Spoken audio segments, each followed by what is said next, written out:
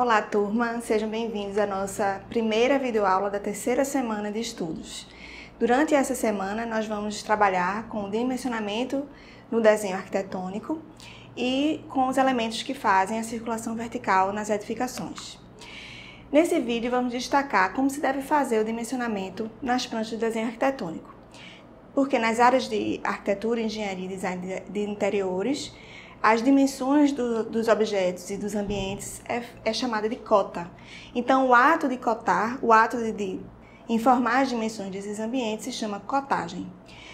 A cotagem é feita nas pranchas para facilitar os orçamentos que são feitos antes da execução daquele projeto. Então, é muito importante que as cotas sejam fiéis às medidas reais daquele ambiente que vai ser executado. E também para evitar que se faça medições na obra, quando pode ser que não tenha os equipamentos necessários para se medir ângulos ou se medir dimensões, de grandes dimensões, por exemplo. Existem regras para fazer isso, né? A cotagem não é feita da maneira que a gente quer, é feita da maneira que o outro vai precisar, a pessoa que está lendo suas informações, que vai precisar para fazer os orçamentos, mas tudo isso dentro das regras que a ABNT regula e que a gente precisa ler isso antes de fazer a cotagem. Então, é muito importante que vocês dominem as regras para poder, então, fazer a cotagem dos seus projetos. Quem lê o caderno da disciplina já pode ver algumas dessas regras, mas é importante que a gente vá na fonte, ou seja, na própria ABNT, e leia ela por completo. Nós separamos aqui alguns dos erros mais comuns de quem faz cotagem. O primeiro deles seria utilizar estilos diferentes dentro do mesmo projeto. Então, se você escolheu utilizar a linha de cota com 2 pontos ao final para demarcar aquela dimensão, esse estilo de cotagem deve permanecer em todas as suas pranchas do mesmo projeto. Um outro erro muito comum é posicionar o número que se refere à dimensão do objeto ou mais à direita, ou mais à esquerda, ou muito acima da linha de cota. Esse número tem que estar ao centro e acima da linha de cota. Outro erro muito comum é organizar as cotas em diversas linhas de cota. É importante que você escolha uma linha somente e organize todas as suas cotas na mesma linha, para que o desenho não fique tão carregado, tão difícil de ser compreendido pelo outro. Outro erro seria seria a forma de evitar o erro, mas então, você não deve fazer com que as linhas de cota se cruzem no desenho, para que não gere um desenho que pode ser interpretado como um objeto. Então, elas devem ser fininhas e evitar que elas se cruzem. Às vezes, a gente tem que fazer isso, mas a gente deve evitar o máximo que a gente puder.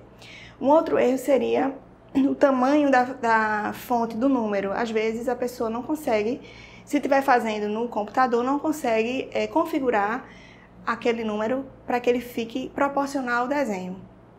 Mas se a gente estiver desenhando à mão, aí é mais fácil de fazer com que esse número seja proporcional ao desenho. Então, muito cuidado para que a cota nem fique muito pequena, nem muito grande. Um outro erro muito comum seria utilizar unidades de medidas incompatíveis com o seu projeto. Por exemplo, se você está fazendo um projeto de interiores, você não pode cotar em centímetros os seus objetos, porque eles vão ter muitos centímetros. Então, a unidade de medida mais utilizada para quem faz um projeto de design de interiores é 1 metro. Então, se o objeto tem 50 centímetros, a gente coloca 0,5. Não precisa escrever o M de metro, porque todas as cotas do desenho vão estar em metro, mas se a gente toda vez for escrever 50 centímetros, quando alguma dimensão tiver 2 metros, por exemplo, então vai ficar números muito grandes para você escrever, se for escrever em centímetros. Então, você utiliza a unidade de acordo com o que você está cotando. Já se você estiver cotando um detalhe do seu projeto de interiores, ou seja, um objeto muito pequeno, aí sim você pode cotar em centímetros.